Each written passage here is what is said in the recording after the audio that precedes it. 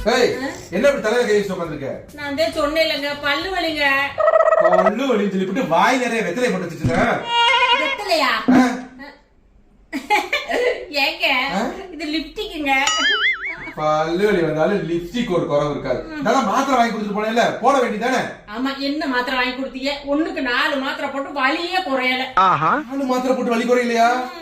என்ன மாத்திரை இது? பச்சை தண்ணில போட்டியா சுடுதண்ணில போட்டியா? சுடுதண்ணில தாங்க போட்டேன். பல்லு வலி யாராச்சும் சுடுதண்ணில போடுவாங்களா?